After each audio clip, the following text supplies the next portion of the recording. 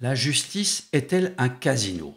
Ah, voilà une question qui relève vraiment de la provocation et qui pourrait me valoir beaucoup d'ennemis. Pourtant, dans mon activité de formation juridique, je le dis parfois. Et je le dis en prenant toutes les précautions, en mettant d'énormes guillemets, mais la question se pose là, non pas sur un ton accusatoire, mais sur le fait que le droit est le royaume de l'interprétation. C'est quoi un bon père ou une bonne mère dans un divorce? C'est quoi un délai raisonnable? C'est quoi la bonne foi? Etc., etc. Donc, il y a toujours de l'interprétation. Et là où vous avez de l'interprétation, vous avez nécessairement un aléa judiciaire. Il est vrai, nous en parlons dans d'autres vidéos, que certains juges peinent à garder leur distance par rapport à leurs propres convictions, qu'elles soient politiques, philosophiques ou simplement personnelles. Mais le plus important n'est même pas là. Enfin, si, évidemment, c'est important. Si vous avez un juge qui fait de la politique au lieu de juger, enfin, en jugeant, c'est un problème. Mais c'est simplement que la matière elle-même, le droit, est une science humaine, une science interprétative.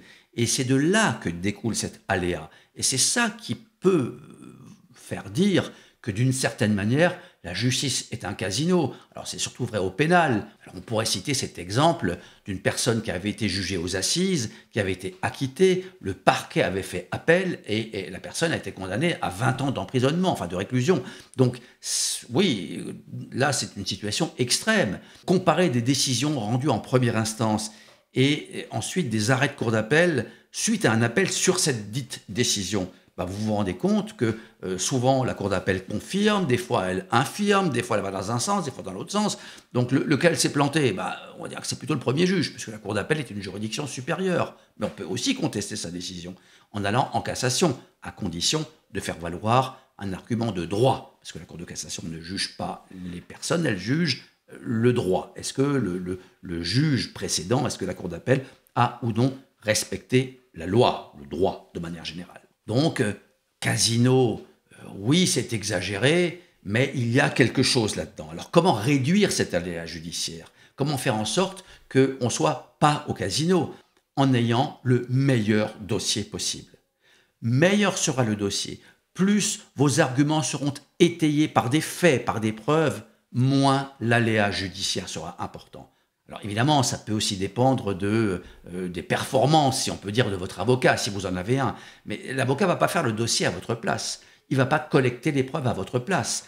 Et il faut aussi savoir que quand vous vous défendez en justice, quand l'avocat vous défend en justice, son argumentaire est très souvent, peut-être moins au pénal et encore moins aux assises, mais sinon, c'est très souvent un renvoi aux pièces. Et j'indique que mon affirmation est fondée sur tel document, sur telle pièce.